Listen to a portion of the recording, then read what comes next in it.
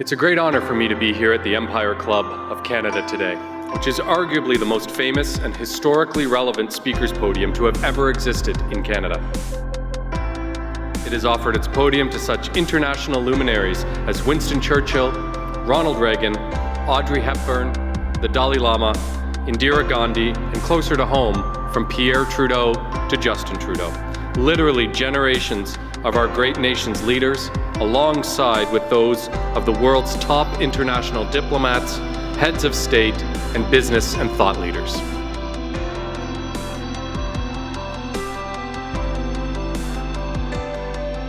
It is a real honor and a distinct privilege to be invited to speak to the Empire Club of Canada, which has been welcoming international diplomats, leaders in business and in science and in politics. When they stand at that podium, they speak not only to the entire country, but they can speak to the entire world. Good afternoon. Welcome to the 119th season of the Empire Club of Canada. I'm delighted to be here with you and our esteemed speakers today. Thank you for your participation and support. Our role at the Empire Club is to inspire thought leadership and learning. As a trusted forum for conversations that matter, we provide a platform for the professionals of our community to profile their expertise. We hope to spark meaningful connections and productive dialogue by giving you, our incredible colleagues and peers, access to this nation's diverse wealth of knowledge and leadership. Welcome. My name is Sal Rubani, and I'm the president of the board of directors of the Empire Club of Canada. To formally begin this afternoon, I want to acknowledge that I'm hosting our meeting today on the traditional and treaty lands of the Mississaugas of the Credit and the homelands of the Anishinaabe, the Haudenosaunee, and the Wendat peoples. We encourage everyone to learn more about the traditional territory in which you work and live. Today, we come together to celebrate National Indigenous History Month, a month dedicated to recognizing the immense contributions and diverse cultures that First Nations, Inuit, and Métis people have made to our society, to honor the progress that has been made towards reconciliation, and to acknowledge the work that remains to be done. We have a panel of three extraordinary women ahead, moderated by my super board colleague, Tolley, who also put forward today's event. We usually have a healthy debate on all of our events topics at the Empire Club, and we want to make sure that we bring you the most relevant and thought-provoking conversations. But when Caitlin suggested we invite successful Indigenous businesswomen to speak about their journeys, their success, and their challenges, there was absolutely zero debate. It was unanimously agreed that we needed this event. Despite the progress and significant work being done, there still are some hard realities we need to change. Just to name two of them, Indigenous women hold only 1.5% or less of senior leadership positions in Canadian corporations. And one that really hits home for me, and I know my colleagues focus a lot to fix it, especially with their Indigenous Growth Fund, is the notion of access to capital for Indigenous entrepreneurs. More than half Indigenous business owners say that lack of access to capital is still a major barrier to the development and growth of their companies. And even if I don't have the data to support this, I would guess that the percentage is even higher for Indigenous women entrepreneurs. This needs to change. More work needs to be done to ensure we're moving in the right direction. We need to get better at listening and learning, and conversations like this one are a great starting point. And they need to be a part of an ongoing process that goes way beyond the very important month of June. It is also about inspiration and role models. Hearing from Tammy, Tabatha, Jenn, and Caitlin inspires and encourages others to dream big. Your success is tangible, as are some of the challenges you had to overcome. We need your stories to be heard by more of us, and so thank you for sharing them. Turning to today's program, I want to recognize the Empire Club's distinguished past presidents, board of directors, staff, and volunteers. Thank you for your contributions to making this event a success. The Empire Club of Canada is a not-for-profit organization, and we'd like to recognize our sponsors who generously support the club and make these events possible and complimentary for our online viewers to attend. Thank you to our lead sponsor, Hydro One, and thank you to our season sponsors, Bruce Power, Hydro One, and TELUS. If you require technical assistance, please start a conversation with our team using the chat button on the right-hand side of your screen. We are accepting questions from the audience for our speakers through the Q&A portal under the video player. It is now my pleasure to invite Christina Reynolds, Senior Advisor, Indigenous Relations at Hydro One, for the welcoming remarks. Christina, welcome. Thank you, Sal. And thank you to the Empire Club for hosting this event and offering the space for leading edge conversations across subjects of importance to Canadians. As Saul said, my name is Christina Reynolds, and I am pleased to represent Hydro One as a proud supporter of this important discussion and as an organization that values strategic leadership and critical discussions across Ontario and in Canada. Hydro One has been on a journey of transformation and action to advance reconciliation. What we have learned will become critical for our collective future success. Through our work over the last 2 years to develop 2 major transmission lines in the province, we realized that the way we were engaging with Indigenous communities was not working, and we had to change that. Members of our team began to talk to Indigenous leaders, visited communities, continued to learn more about the treaties, and took the time to truly listen. Engagement with Indigenous communities evolved to partnership. In the coming years, we will need to build projects and infrastructure at an unprecedented rate to meet our 2030 and 2050 net zero goals. We can only achieve that with strong Indigenous partnerships based on transparency, collaboration, and mutual understanding. We are in the process of setting aggressive Indigenous procurement targets at Hydro One, and we will continue to transform our approach and form more partnerships and ways to share in the economic benefits Hydro One can offer. It's a new way of doing business for Hydro One, and we look forward to working with Indigenous partners, such as the amazing women on today's panel. I'm not one to share my story broadly, but during my time at Hydro One, I have come to understand and appreciate that this isn't only my journey. It's about community building and allowing others an opportunity to see who we are as Indigenous women. I have predominantly worked in male-dominated environments, from police foundations, and later as a 4-person leading a crew as a utility arborist. Lacking support from my husband, I moved on to forestry and later led a team in the telecommunications industry. I struggled for many years without the support and understanding of women, my spouse, friends, and even some family members. I was discouraged throughout my journey for being a woman in spaces that I was told were meant for men. I second-guessed my education and lacked confidence when I should have been encouraging myself and allowing myself to accept that I belonged here. It wasn't until joining Hydro One in 2021 that I began to experience support and inclusiveness, not only as an employee, but as a woman with diverse background, bringing various skill sets to a team in a space that is evolving and making true advances towards reconciliation.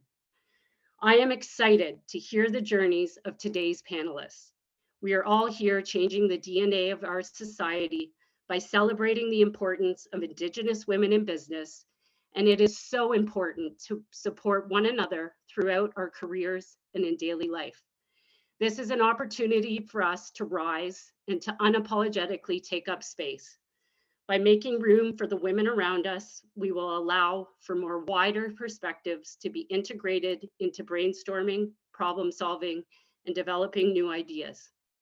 Our worlds will benefit from different points of views and approaches that come from our very different experiences.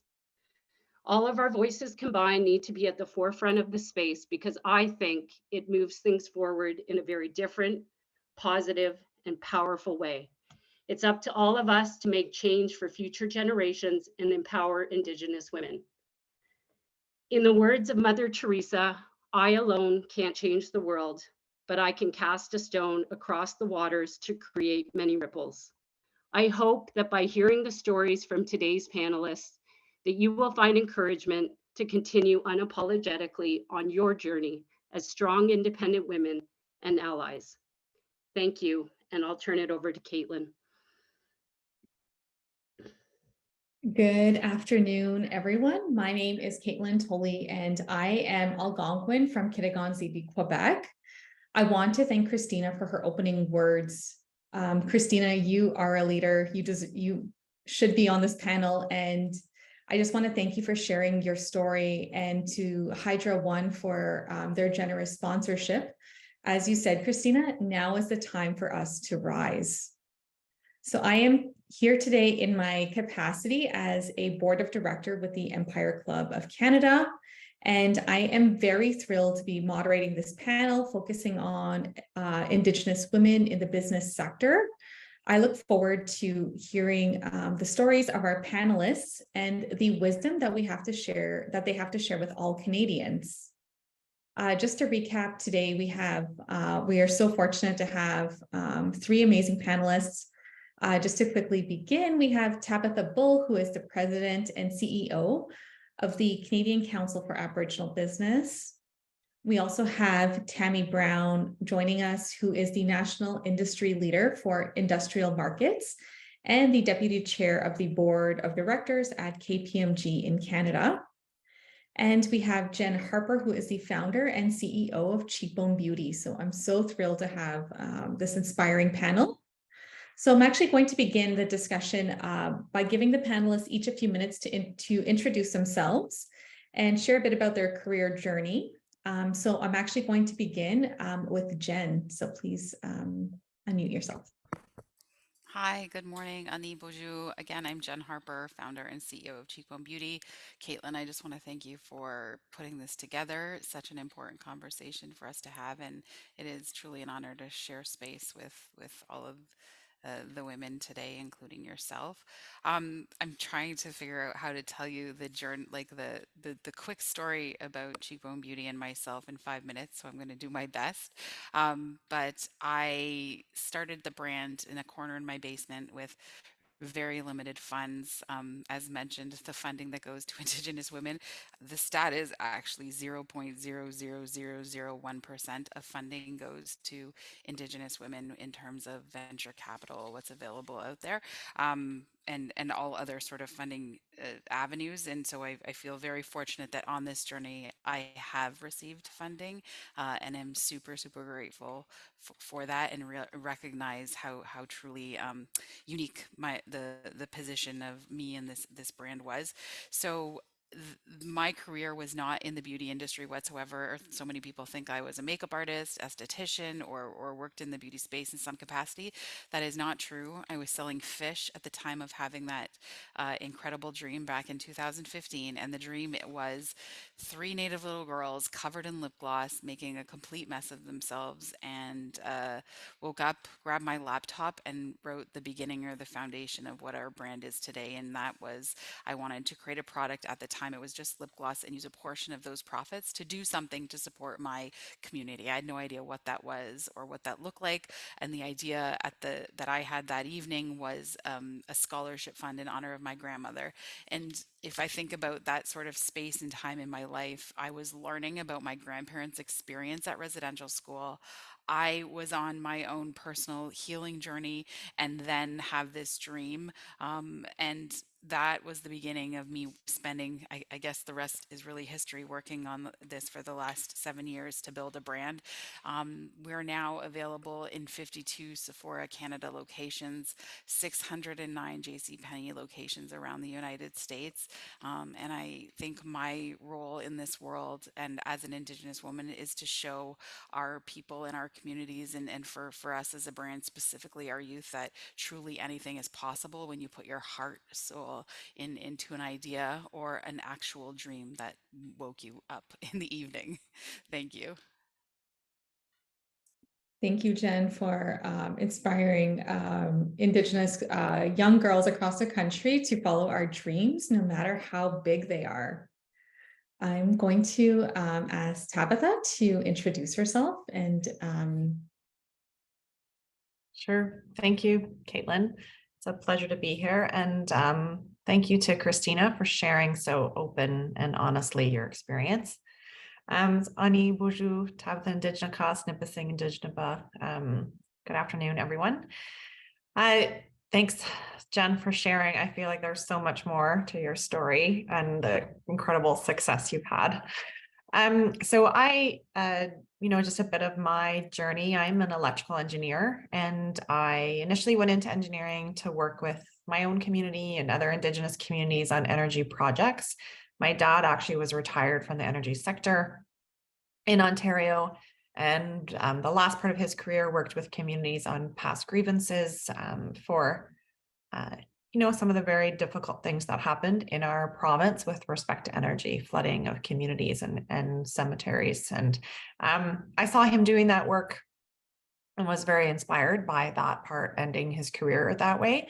But also knew that, there aren't a lot of Indigenous engineers, a very small percentage, and how could I, go into engineering and work to be a bit of a bridge between communities and the energy sector. So I actually worked in engineering in the electricity sector for about 15 years. The last part of that, working directly with communities across Ontario on renewable energy projects and programming to support remote communities' connection to the grid. It was very rewarding part of my career. And I kind of got to a point where I felt like this is what I set out to do. And now what's next? And I wanted to continue to work with Indigenous people and communities and businesses, but knew in the organization that I was in, I wouldn't be able to continue to do that and pursue more steps in my career. So I'd actually joined CCAB's board. I was very familiar with Canadian Council for Aboriginal Business from attending galas and events, and very inspired by the work they did. So I had joined their board for all of one meeting, and then the chief operating officer position came up. So it was a big leap to leave a fully pensioned, fully benefits organization that I had been with for 15 years. We call those golden handcuffs, but I've always really believed that I need to be able to do something that makes a difference. And, when the kids were little, I have two boys, and when they were little, leaving or missing events or missing hockey games, I wanted to have a reason that I felt was really meaningful and that I was making change. So took the leap to CCAB, and then just over a year and a half later, became the CEO, right in line with the pandemic. And it's been an incredible 3 years. Feels like 30, but 3 years. But it's been great. The people I've gotten to meet, like those of you, and the experiences that I've had, I would never turn back for sure. You go ahead.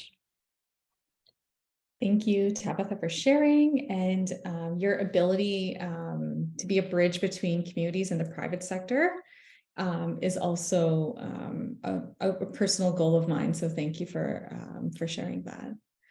I'm going to go to Tammy to introduce herself. Sure. Thanks, Caitlin. And thank you so much first for the opportunity to be here with Jenn and Tabatha and yourself and Christina as well. With that opening really hits home. So for myself, I'm mixed heritage. My dad's English-Irish descent, mom's Ojibwe. We're members of the Shawanaka First Nation, which is about 25 minutes north of Parry Sound and kind of on the way to Tabatha and Nipissing. Career-wise, I knew from a very young age I wanted to do something I'm going to say risk adverse. I was looking for some serious security in my future job and future career. So I set out to become a chartered accountant. Left Parry Sound, went down to Laurier because that was a university that was only slightly smaller than the town that I grew up in, and I thought I could handle that. So I took on going to Laurier, and then from there, looking at job opportunities, and I really had a goal of never living or working in Toronto, and I failed miserably because I took a job in Mississauga and thought at the time, and this is almost 30 years ago, that I would have a good 2-year plan. I was going to get my CA in the city and then get myself back up north, where it was way more comfortable. And I had a lovely job offer from a very small firm up there waiting for me. But honestly, the learning and the stretch opportunities kept coming. And I discovered that I really enjoyed the challenge and growth that I was getting through my roles at KPMG. You fast forward, I kept putting my hand up for more HR type things. But again, slightly risk adverse. I also wanted to keep the technical up and be really, really strong with clients and markets, and not close any doors. So that was kind of how I kept building and changing my career path along the way. And now I look back and I'm, like you said, I'm the national leader for industrial markets. I'm starting my second term as our deputy chair on the board of directors. And most significantly for me is I'm the executive sponsor for our National Indigenous Peoples Network, and lead a lot of activities for our Truth and Reconciliation Action Plan, which is really, really important to me. I always thought, eventually I'd have to retire to go back up north and find some way to give back and be closer to my community and do something for them. And I can't believe how fortunate I feel that I get to do that in the role that I've chosen here. I get to have an impact, and it means a lot for me to be able to be part of something that is, and probably even more so, having a bigger impact in corporate Canada than I could have if I'd gone back and taken that job that was waiting for me after all those years, long time ago. So that's my long-winded who I am and why I'm here today. Thanks, Caitlin. Thank you, Tammy. I think your lesson of pushing yourself outside of your comfort zone along your career path is important for young professionals to try new opportunities, even if it sometimes feels scary. So next, I'm going to pose another question to all the panelists. I'm going to begin with Jenn. But I'm going to ask you to kind of speak about why you think you've had success in your career. Was there a pivotal moment, or was it kind of like a slow climb to where you are now? Or were there any limitations or obstacles? So I understand that that's a big question, but I'll let you kind of speak to what you think the audience should hear. Yeah, so for me personally, I think I've always been a really hard worker, and so whatever task or role I was given at any position that I held, I always really took ownership, and I guess I have always had that entrepreneurial kind of spirit. And I know within many organizations, there's room for those kind of people, and I feel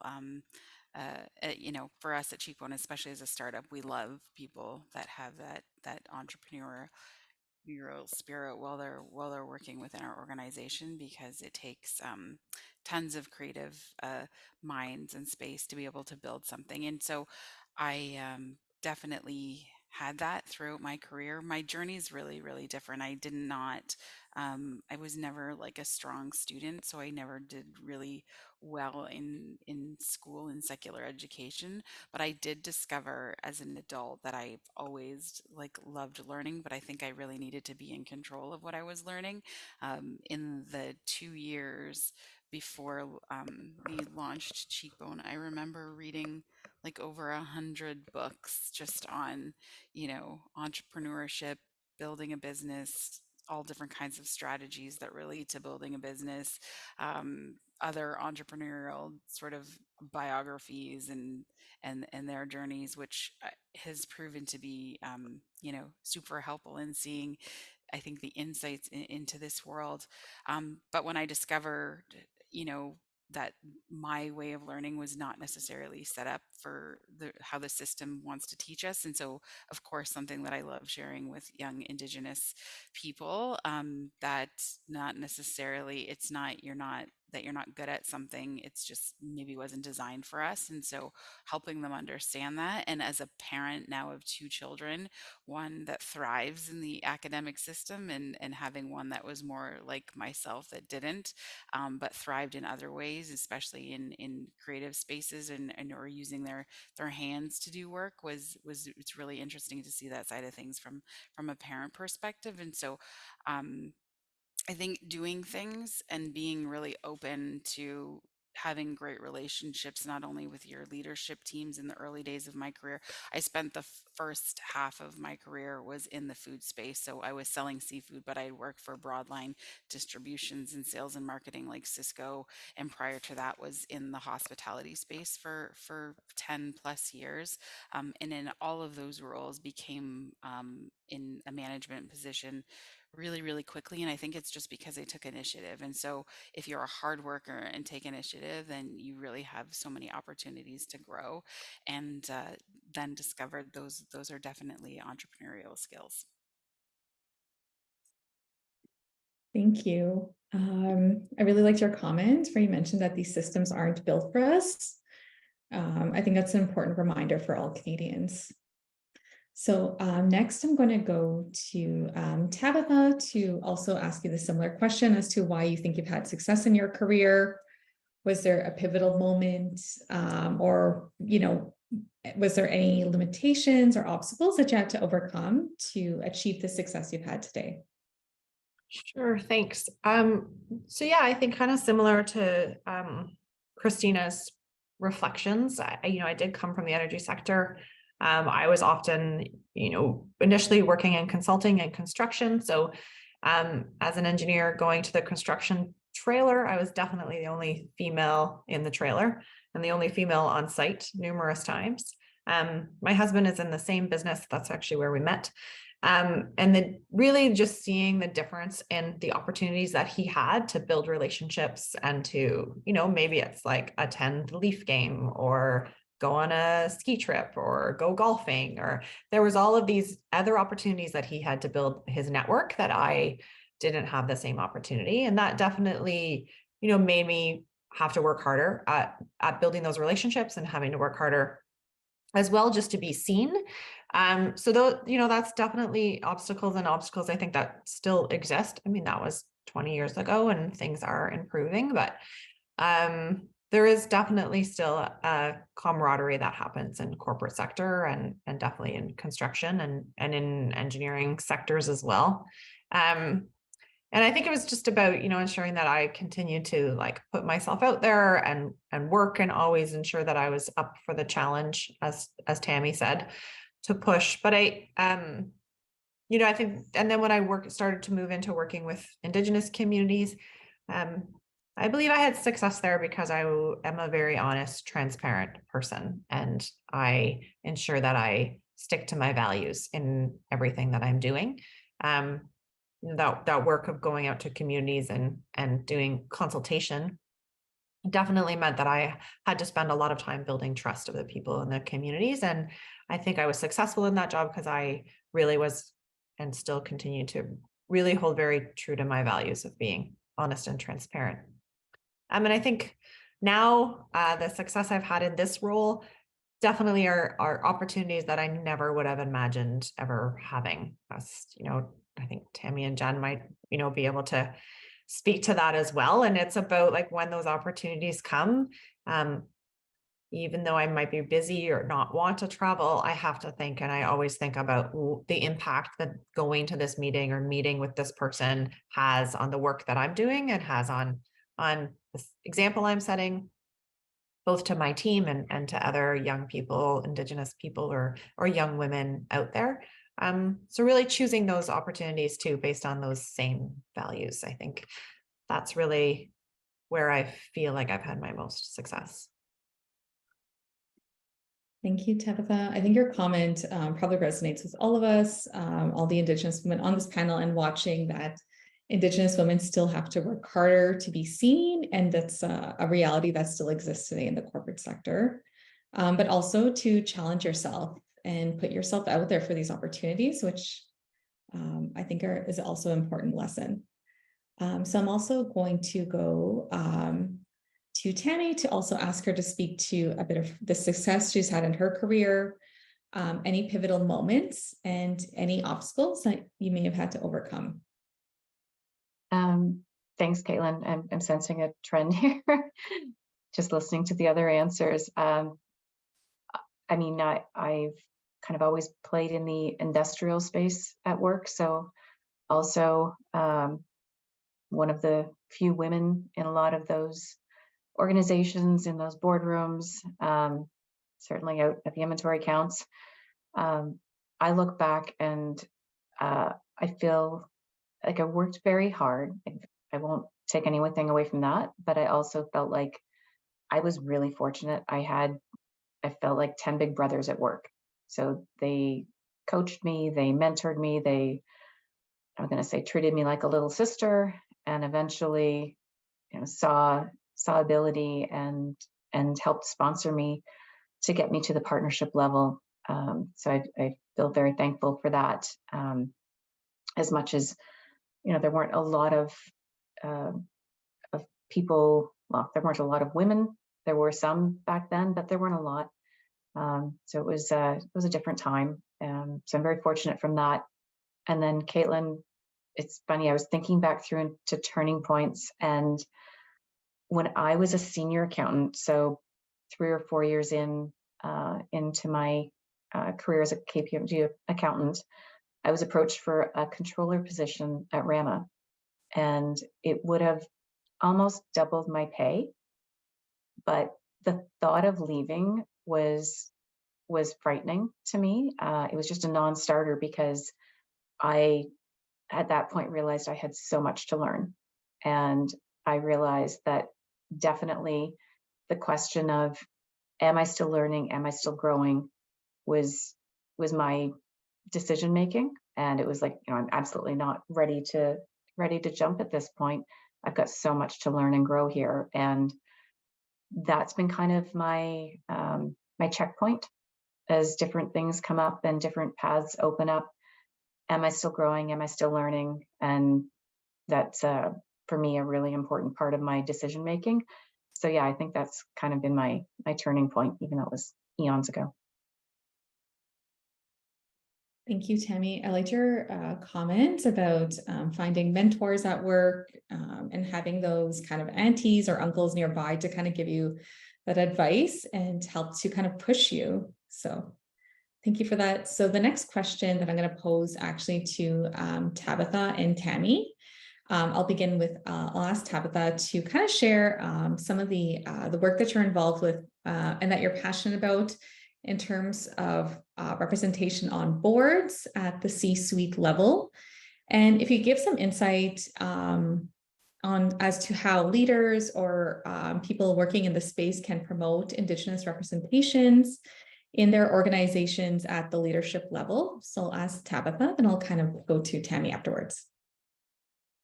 Thanks. Yeah, so I do have the pleasure of sitting on a number of boards, a couple not-for-profit boards. I'm very passionate about the work that's being done. So I sit on a not-for-profit Indigenous housing board here in Toronto, but we also have some properties in Ottawa. But when I think too about public sector, private sector boards, and the push to ensure that we're diversifying both women and underrepresented and equity-seeking groups and Indigenous people on boards. So CCAB is part of the 50-30 challenge, which is a challenge that the government put out some time ago, and KPMG has been involved in that work also. And we're also doing some research work, really reaching out to Indigenous leaders who currently sit on boards, but also reaching out to potential Indigenous leaders that can take some of those spaces in the future, to really have a conversation about, what have been the barriers, or how has the recruitment process been. When that first CCBA report came out, and I think at that point it had said that of those boards that reported, there were 8 seats that had Indigenous leaders on them across what was 230 boards. And I said to my husband at that time, I think I could probably name those 8 people, which is just crazy because it's not like I know that many. I mean, I don't know every Indigenous person in this country, but to think that we continue and that boards go to the same people. And in some cases, it was like one person sitting on more than one board. So we're talking about 8 seats, but really only 6 individuals. And I think, there are so many highly talented and capable Indigenous people in this country that could take those seats on boards, but we have to, again, ensure that we're pushing that network and that we're looking outside of the criteria that we've always looked at. So, you know, one major criteria has been, do you have C-suite experience?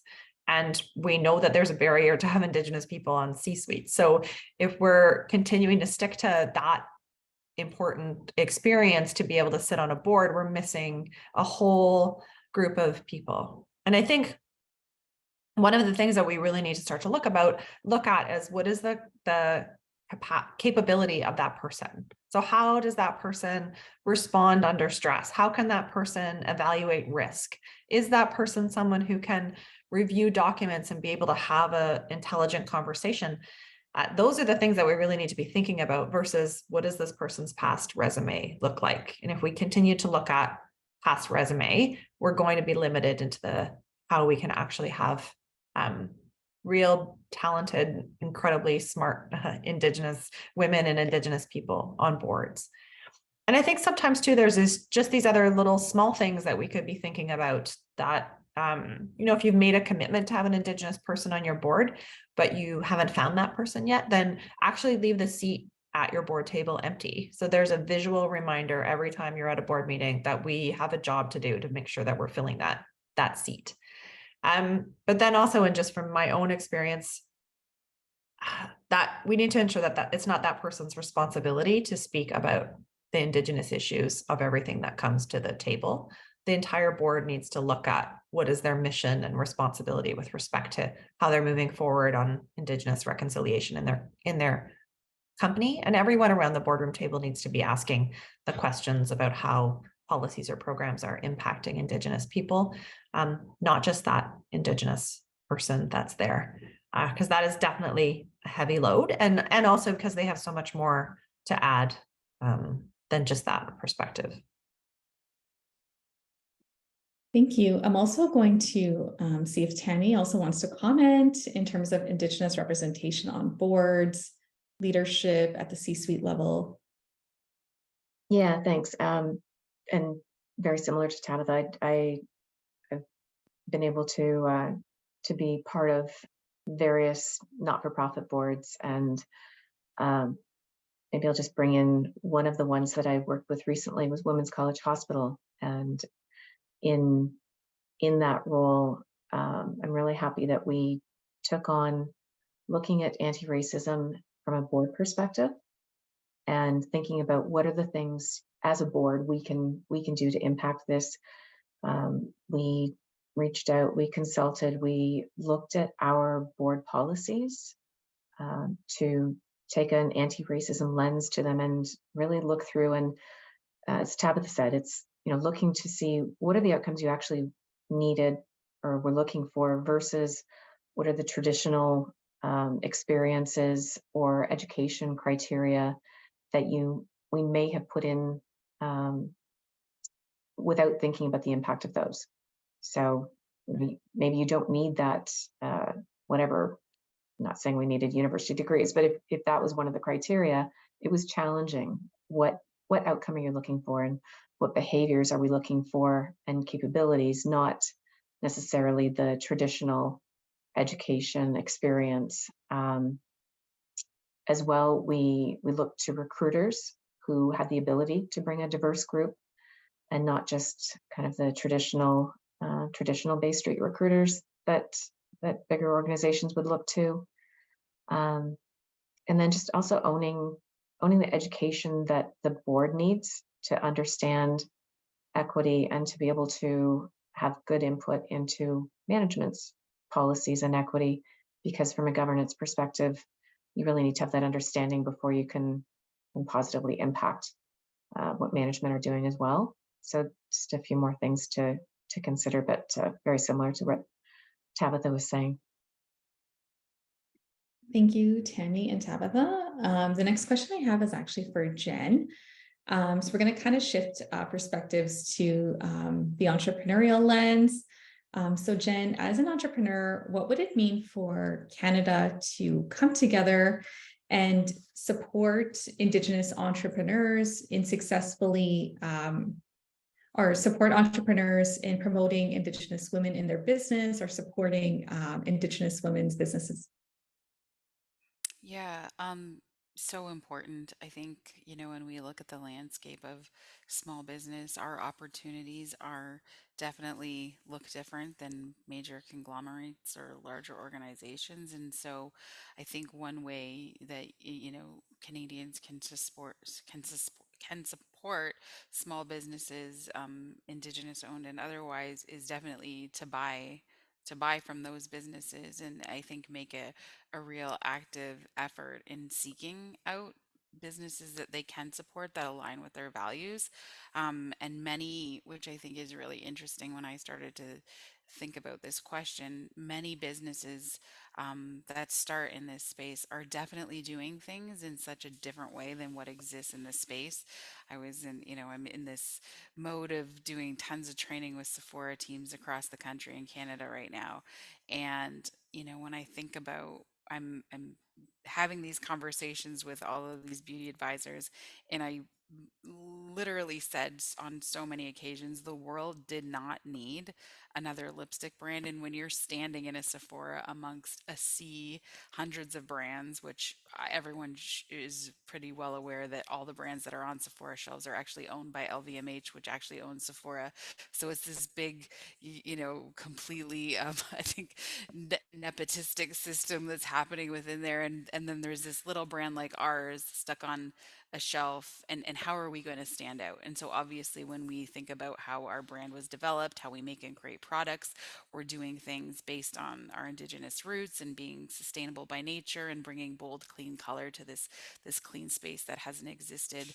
And so that's how we're unique. And I really believe it's our indigeneity and our roots and this concept that we use to make and create our products versus how the rest of these organizations are making their products is really different and super, super special. And when I talk about sustainability, I've said this over and over again that Indigenous people are literally the OGs of sustainability. And so that's a unique feature that there's never been another Indigenous beauty brand in the world that works with Sephora ever, anywhere on the planet. We are the first one.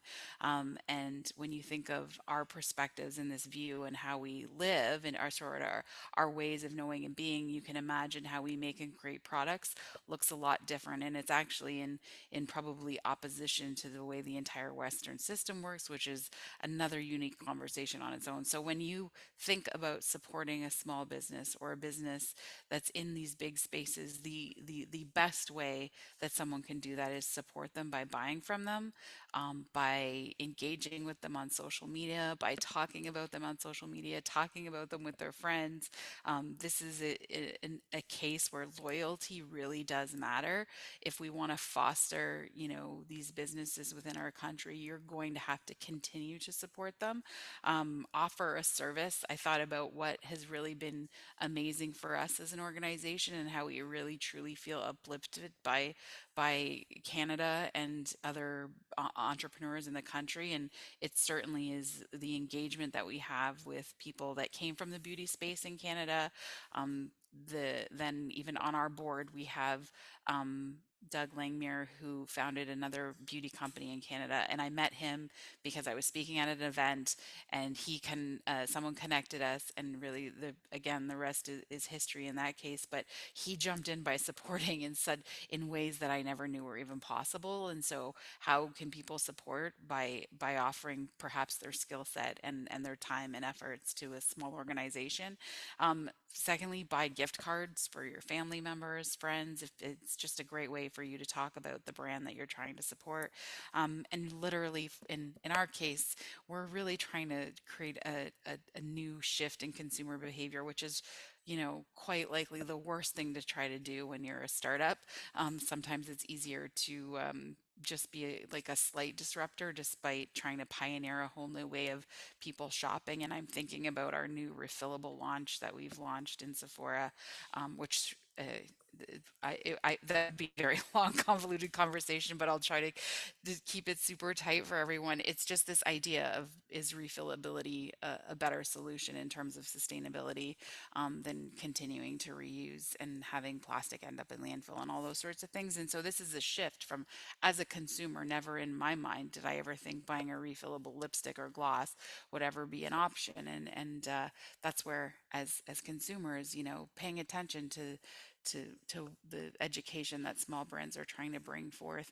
And I think what really was inspiring for me as an entrepreneur, I was invited to Nix. Nix is a Canadian business success story, and they once started out as a small brand, and their founder, Joanna, said to the room that it was Canada. Like, their success has been within the borders of this country. And sometimes as businesses, we look outside of our Canadian borders and think that's where we need to grow to be big.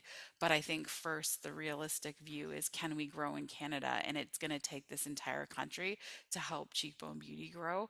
And listening to Joanna repeat that over again has been really important for me to recognize as a founder that, yeah, we need this country to help us grow in these spaces first. Thank you, Jen.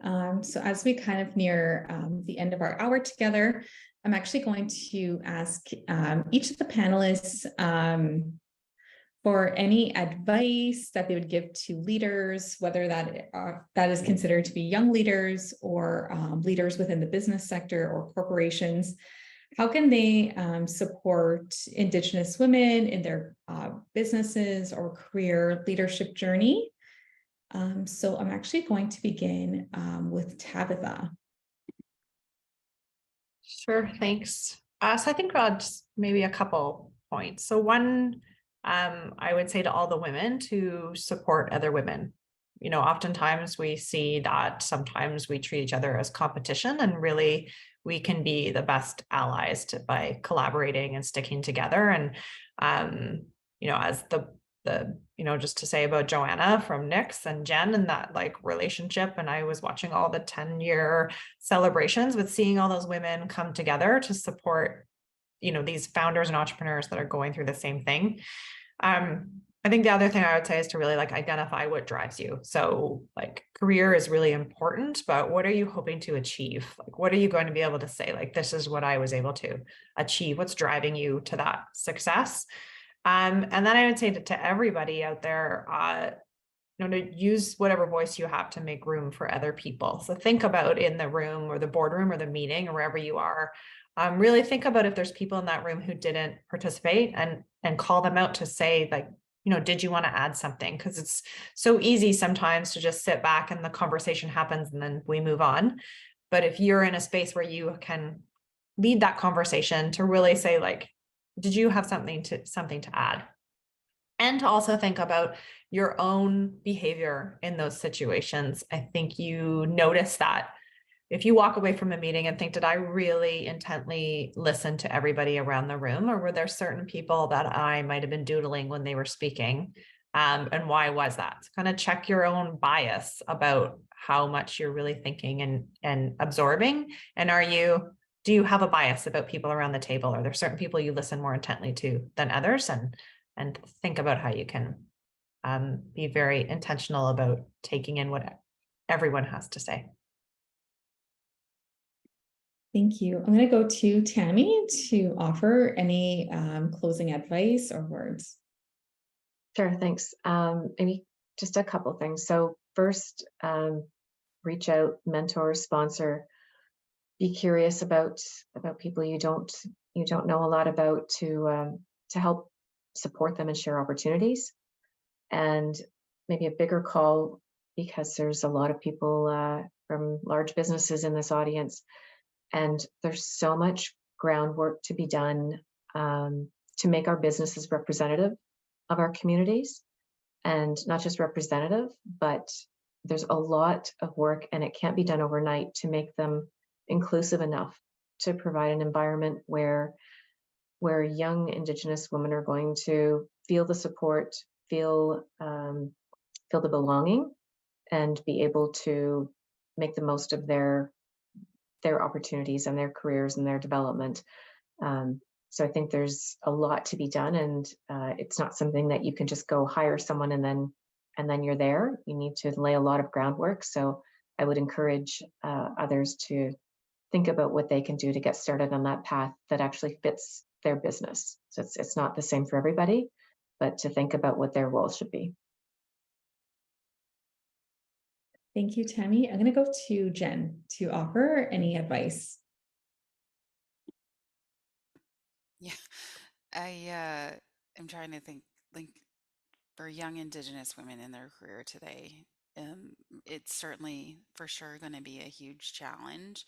But I think when you're seeking support and like just not being afraid to ask for it. And one thing that I've learned on this journey is we're fit and we're put in this system in these spaces in these giant corporations where people literally walk around acting like they know everything about everything. And the one thing I've learned really quickly is most people don't know a lot about anything. Like, and that's like once you recognize that and realize that you don't have to know every detail about every subject to get involved in something that you're passionate about. And that really that layer of humility is so important, which is so lacking in the corporate spaces, to be quite honest. Like so many people are such driven by ego and how much they think they know and all of and honestly I think it's the most unattractive quality. And so if you can do your utmost to stay humble and recognize everything you don't know, and the older you get you'll realize you know it's a lot. Thank you. So yeah, I just want to kind of just recap that it's important for young professionals to think about what drives you, thinking also not just about your career, but what you hope to achieve, having that perseverance and staying humble. Humble is one of the teachings within First Nations culture. So just kind of in closing here, I just want to thank Jenn, Tabatha, and Tammy for their time today and for your words. I am so inspired. I also want to thank Christina for your opening, for sharing your story with us during your opening, and to Hydro One for sponsoring this panel. I'm now going to hand it over to Sal to provide some closing remarks before we wrap up. Thank you, Caitlin, and thanks again to our sponsors for their support and everyone joining us today. A huge thank you to our panelists for sharing your stories and meaningful insights. You are an inspiration. As a club of record, all Empire Club of Canada events are available to watch and listen to on demand on our website. The recording of this event will be available shortly, and everyone registered will receive an email with the link. On Wednesday, June 14th, join us virtually for a discussion that will shed light on the urgent need to address mental health in young adults, including racialized individuals in the workplace. On Monday, June 19th, Premier Doug Ford will deliver an address building Ontario at the Empire Club. Registration will be available shortly, and we look forward to your attendance at our last in-person event of the season. On Tuesday, June 27th, join us for our Canada Day celebration, Stories of Caring and Sharing Canada. This year has presented Canada with unparalleled challenges, requiring the nation to unite as one and learn about what has and can be done to meet the enormous Canadian and global need for a compassionate Canada today. Thank you for your participation and support. Enjoy your afternoon. This meeting is now adjourned.